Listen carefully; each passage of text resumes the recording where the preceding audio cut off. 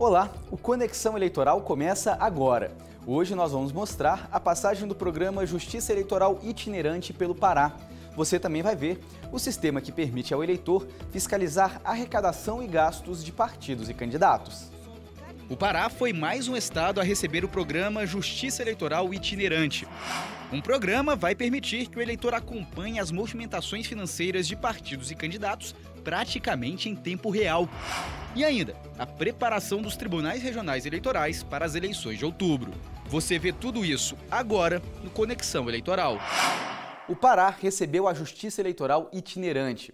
O programa visitou comunidades ribeirinhas e viu como é a transmissão via satélite dos dados da urna eletrônica. O projeto Justiça Itinerante chegou ao som do carimbó. Tem um fiote na caldeirada e o pato no tucupi.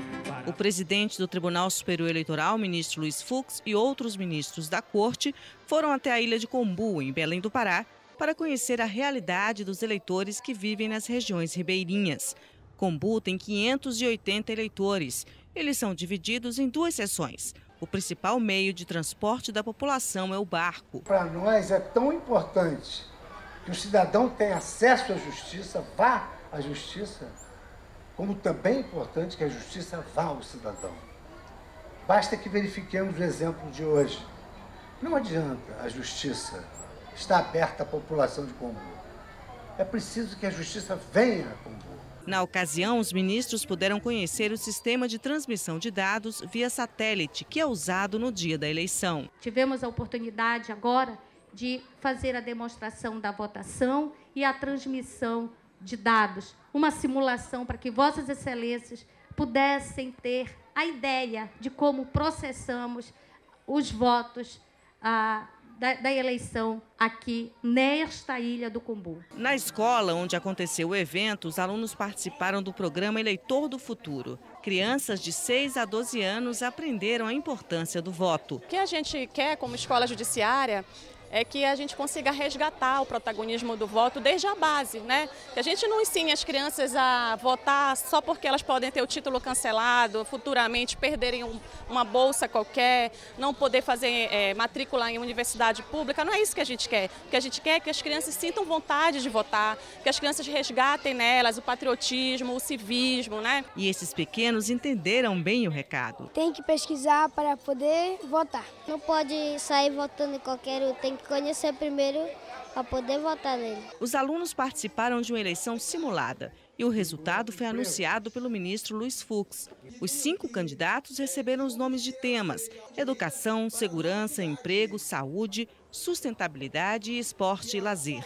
As crianças votaram no que consideram mais importante. Em primeiro lugar, com 29 votos, educação. Nessa outra Os ministros do TSE e a presidente do TRE do Pará, a desembargadora Célia Regina de Lima Pinheiro, receberam uma medalha comemorativa aos 400 anos de Belém. Ao final, o presidente do TSE, ministro Luiz Fux, fez questão de ressaltar a importância de educar os eleitores e políticos do futuro. Realmente nós conseguimos alcançar o nosso objetivo, que era despertar nas crianças, nos jovens e nos adolescentes essa noção de cidadania, esse despertar da democracia.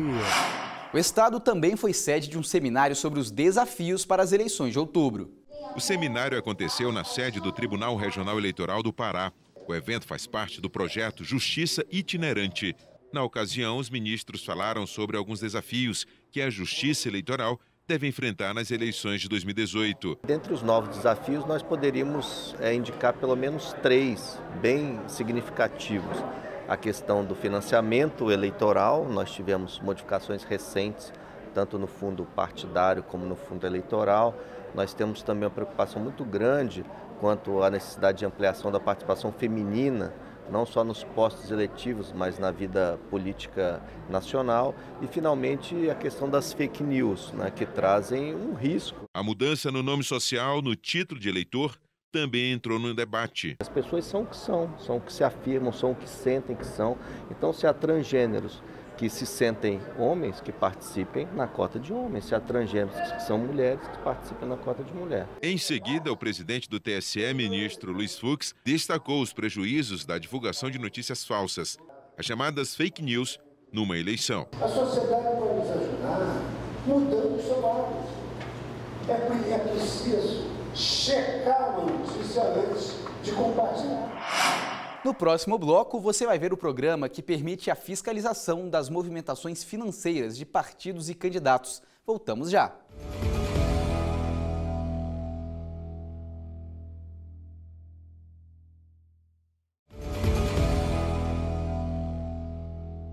Nas eleições de outubro, os eleitores vão contar com uma arma a mais na hora de fiscalizar os candidatos. O sistema Divulga Candicontas, da Justiça Eleitoral. No sistema Divulga Candicontas, o eleitor vai poder checar, por exemplo, como está a situação jurídica da candidatura do político, se o pedido de registro foi aceito, se está sob análise da Justiça Eleitoral. Também é possível ver os dados biográficos do candidato.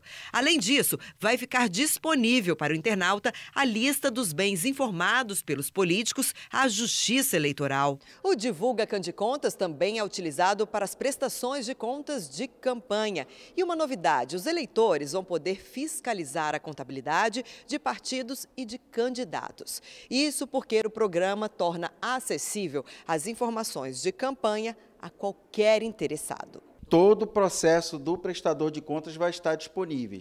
Tá? No PJE em si vai estar consolidado todas as informações dos documentos. Então, o processo de prestação de contas vai estar disponível no PJE. O Divulga Candicontas vai trazer as informações de receitas e despesas, todos aqueles lançamentos de doador, identificação do doador, do valor, da despesa, tipo de despesa, fornecedor, todos esses dados vão estar disponíveis no Divulga Candicontas e a documentação comprobatória, contratos, notas fiscais, recibos, eles vão estar disponíveis no módulo de consulta que o eleitor vai poder baixar, qualquer pessoa vai poder baixar essa documentação e fazer o controle social que achar necessário. O sistema vai disponibilizar as prestações de contas parciais e finais de candidatos e partidos. A ideia é garantir a transparência e possibilitar que os eleitores possam controlar os recursos arrecadados e os gastos realizados nas eleições. Os dados do Divulga Candicontas vão ser atualizados 3 vezes ao dia, às 8 horas da manhã, às 2 da tarde e às 7 horas da noite. Todas as informações também vão ser divulgadas no repositório de dados eleitorais. Toda vez que o candidato ou o partido político receber uma doação, ele tem 72 horas para encaminhar à Justiça Eleitoral essas informações. Só que as informações que vêm são a do SPCE, do sistema. Então vem tudo, vem despesa, vem receita. Todas as informações que ele inseriu no sistema de prestação de contas serão recebidas pela Justiça Eleitoral e serão disponibilizadas no Divulga Candicontas. O Divulga Candicontas e o repositório de dados eleitorais podem ser acessados no site do Tribunal Superior Eleitoral, tse.jus.br. O Tribunal Superior Eleitoral e a Escola Judiciária do TSE promoveram o seminário Academia da Democracia, Eleições 2018, Desafios e Perspectivas. Veja como foi. O presidente do TSE, ministro Luiz Fux, fez a abertura do seminário e foi homenageado com a medalha Célio Silva, concedida pelo Colégio de Juristas da Justiça Eleitoral. Receba essa honraria como, digamos assim, algo retributivo a tudo que a gente pode fazer, principalmente por aqueles que precisam tanto da justiça e não sabem os direitos que têm. Um dos debates foi voltado para os registros de candidaturas, incluindo o espaço destinado às mulheres na eleição e a proporcionalidade nos processos de candidaturas. Os motivos para ter o registro indeferido também foram explorados no painel do seminário e a candidatura avulsa. Um tema extremamente importante, em primeiro lugar porque ela está sendo discutida hoje no Supremo Tribunal Federal, que reconheceu a repercussão geral desse tema, exatamente para definir se as pessoas precisam ter filiação partidária para se candidatar ou se podem, independentemente de estarem ou não ligadas a um partido político, apresentar seus nomes para o sufrágio, apresentar seus nomes para a população. E isso tem uma relação direta também com a legitimidade dos partidos políticos e com a representatividade dos partidos políticos. Entre os temas debatidos estão a questão da ficha limpa, propagandas eleitorais e a democracia dentro dos partidos. Tema discutido entre advogados e servidores na mesa presidida pelo ministro do TSE, Admar Gonzaga. As advogadas Ezequiele Barros e Marilda Silveira falaram sobre as questões internas dos partidos e do fundo partidário, inclusive os 30% destinados para candidaturas de mulheres.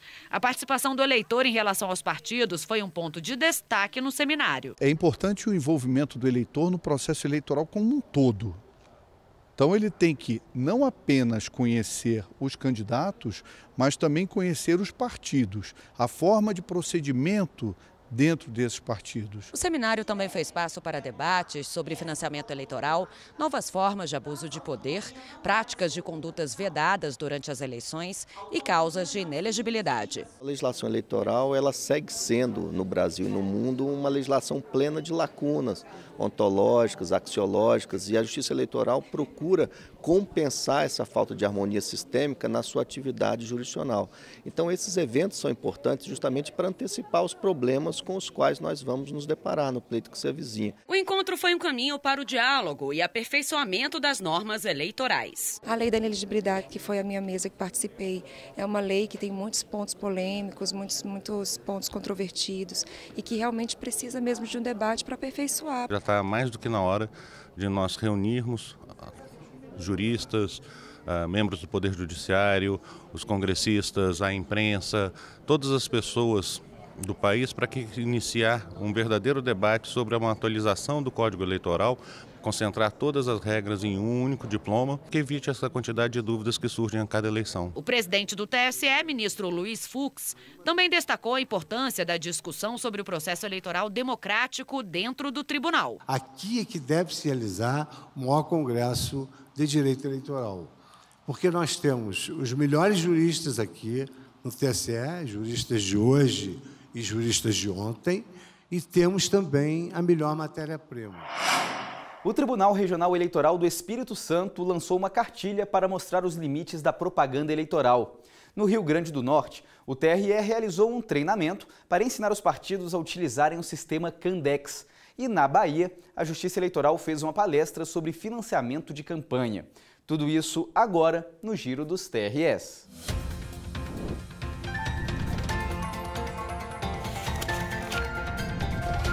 A palestra realizada pelo Tribunal Regional Eleitoral da Bahia foi sobre as normas da Resolução 23.553 de 2017 do TSE.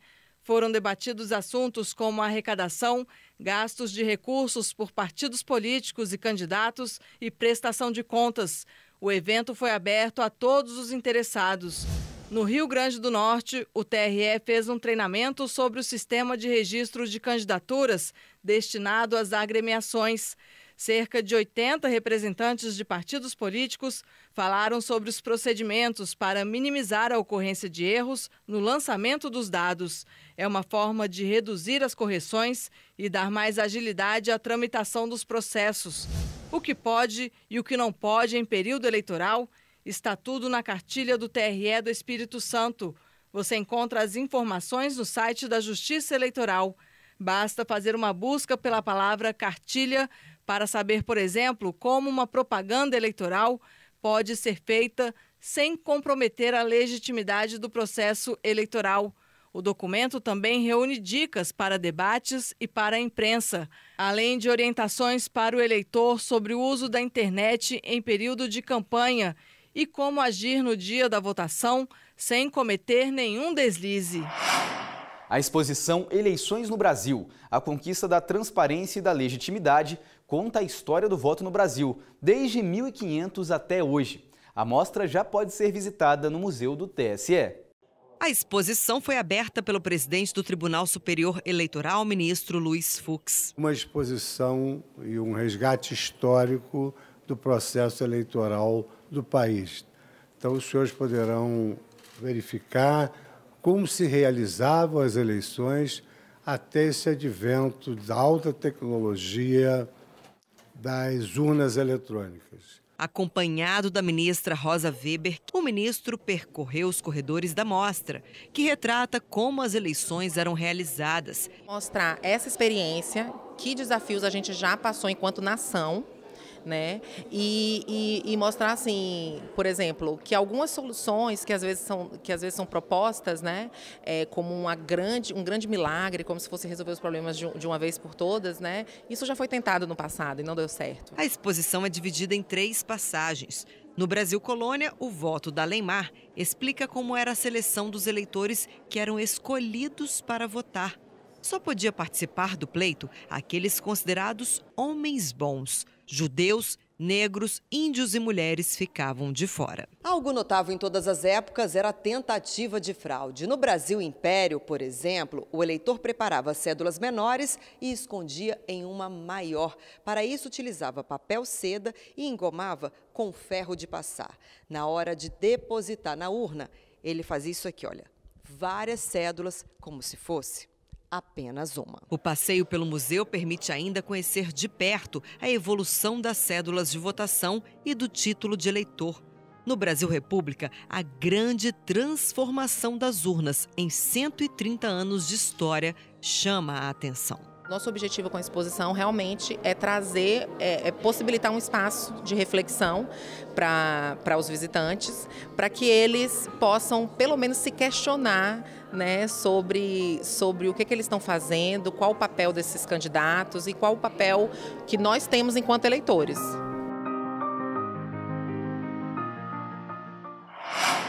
Nos últimos dias do ministro Luiz Fux como presidente do TSE, foram lançados livros sobre direito eleitoral. As obras têm o objetivo de ajudar quem vai trabalhar nas eleições de outubro. As eleições de 2018 têm muitas novidades: propaganda eleitoral na internet, financiamento coletivo, vários temas que vão ser debatidos pela primeira vez em uma votação. Para enriquecer a discussão, foi lançado o livro Direito Eleitoral, Temas Relevantes. A obra conta com 23 artigos de 32 autores e tem o presidente do TSE, ministro Luiz Fux, como um dos organizadores. Esse livro, ele marca um dos objetivos da nossa administração, que foi transformar também o Tribunal Eleitoral, não só num tribunal de julgamentos, mas numa academia de desenvolvimento do direito eleitoral e, consequentemente, uma academia da democracia. Juliana Sesconeto, que também organizou o livro, diz que a data de lançamento, a menos de 2 meses das eleições, foi pensada justamente para ajudar quem trabalha com direito eleitoral. Um momento que a gente precisa fomentar esse debate de direito eleitoral, que precisa debater várias ideias e trazer novas respostas, né? Novas soluções para muitos casos jurídicos que ainda não têm soluções definitivas e unânimes. Por isso que a gente quis trazer essa obra próximas eleições para trazer esse debate, para a gente fomentar essa discussão. Outros 2 livros que foram lançados no Tribunal Superior Eleitoral oferecem à comunidade jurídica estudos contemporâneos de direito material e processual eleitoral. É uma obra que preenche uma lacuna. O direito eleitoral cada vez mais começa a dialogar com outros direitos eleitorais ao longo do mundo e há um ganho recíproco em termos de aprendizado, tanto para o Brasil como para o direito estrangeiro. Depois do intervalo, você vai ficar por dentro das inelegibilidades. Não saia daí!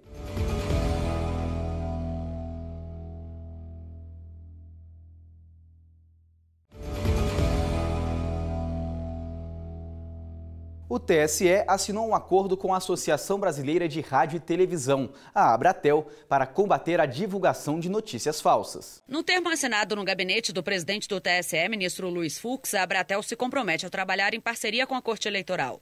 Emissoras de TV e rádio associadas vão informar aos eleitores sobre as informações maliciosas que circulam em ano eleitoral, disseminadas por fontes não confiáveis. E o eleitor tem que ter informações fidedignas para poder escolher o seu representante. E a desinformação, ela gera um estado de dúvida, conduzindo o eleitor a que ele dê um voto que não seja tão consciente quanto aquele que se pretende. E esse voto, ele é contaminado exatamente pela falta de lisura informacional que viola princípios básicos de uma eleição, o princípio da moralidade eleitoral, o princípio da ética, princípio até democrático. Mensagens enganosas e de conteúdo duvidoso não devem ser compartilhadas na internet e podem ser conferidas pelos eleitores em veículos de comunicação confiáveis. O trabalho que é feito hoje pelos radiodifusores brasileiros, que tratam o jornalismo como deve ser tratado, com seriedade, com respeito, com profissionalismo, esse é o grande remédio. Essa é a grande ação que deve, na verdade, não deve ser só pedido aos radiodifusores, aos jornalistas. Né? Isso é uma obrigação nossa, isso é uma obrigação dos veículos, tratar a notícia com seriedade. E por falar em eleições, é muito importante que o eleitor pesquise antes de ir às urnas. Se o seu candidato tiver pisado na bola em algum momento, ele pode até ser cassado pela Justiça Eleitoral. Inelegibilidade. Nome meio complicado, mas que em época eleitoral a gente vai até se acostumando a falar. Não consigo. Inelegibilidade. Inelegibilidade é quando, por alguma razão, o candidato está impedido de disputar a eleição ou então de assumir um cargo eletivo. As razões que deixam o candidato inelegível estão previstas na Constituição Federal e na Lei das Inelegibilidades, que teve a abrangência ampliada pela Lei da Ficha Limpa em 2010. A inelegibilidade pode ser absoluta, impedindo qualquer candidatura, ou relativa, que impossibilita a disputa de apenas um cargo. E agora converso com Carlos Orbá, ministro do Tribunal Superior Eleitoral, sobre a lei da ficha limpa. Ministro, primeira coisa que eu queria saber do senhor, qual a importância do eleitor pesquisar bem a vida dos candidatos em que ele pretende votar antes de ir às urnas? Essa importância é fundamental. Afinal de contas, quando o eleitor escolhe um candidato na urna, ele está delegando para essa pessoa uma série de decisões, o poder de decidir sobre uma série de questões importantes que afetam a vida cotidiana de cada brasileiro. De modo que saber o que esse candidato fez no passado, como ele procedeu na sua vida pregressa, é muito importante. A Justiça Eleitoral também faz uma fiscalização sobre os candidatos. Em que momento que essa fiscalização da Justiça Eleitoral se dá? A legislação brasileira, ela estabelece uma série de requisitos para que a pessoa possa se candidatar. Existem tanto as condições de elegibilidade que estão presentes lá na Constituição e que são detalhadas pela legislação eleitoral, como existem também as causas de inelegibilidade, ou seja, aqueles óbices, aquelas vedações que a legislação impõe para algumas pessoas que, por alguma razão, elas se colocam numa posição mais privilegiada na disputa eleitoral, quebrando a isonomia, quebrando a igualdade, ou então porque fizeram alguma coisa no passado que as desabona, que as torna incapacitadas para o exercício do mandato eletivo. E além de fiscalizar na hora do registro de candidatura, a Justiça Eleitoral também pode atuar mediante provocação. Ela não é uma mera carimbadora, como eu disse, ela não simplesmente registra as candidaturas automaticamente, ela faz um controle e se, mesmo assim, não houver uma atuação proativa da Justiça Eleitoral, por assim dizer, há a possibilidade, num processo específico, que é a ação de impugnação de registro de candidatura, de partido político,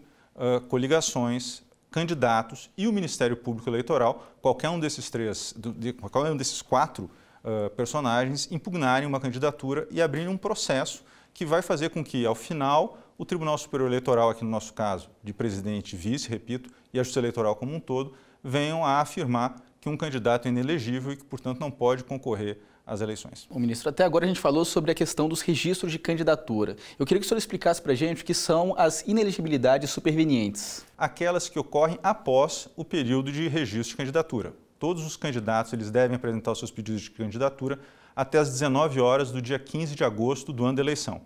Agora, pode ser que no momento da apresentação desse pedido de registro, o candidato esteja completamente de acordo com a legislação eleitoral.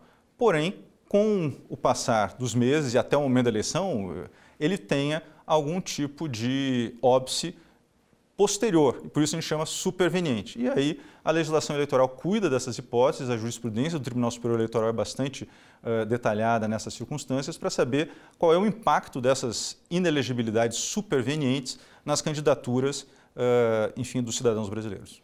Agora eu queria que o senhor falasse para a gente algumas das principais questões que acabam causando inelegibilidade. As inelegibilidades constitucionais, elas basicamente dizem com o fato da pessoa não poder se reeleger para um cargo executivo mais de uma vez, só 2 mandatos consecutivos, ou com a chamada inelegibilidade reflexa, que é aquela que atinge o parente do mandatário, que não pode se beneficiar da atuação do seu parente para pleitear um cargo eletivo. As mais conhecidas e as mais, enfim, presentes na jurisprudência do Tribunal Superior Eleitoral e da Justiça Eleitoral em geral são as causas de inelegibilidade decorrentes da desaprovação de contas, né? Isso é bastante comum, os tribunais de contas eles divulgam a lista das pessoas que tiveram contas rejeitadas exatamente para que a Justiça Eleitoral possa fazer essa verificação.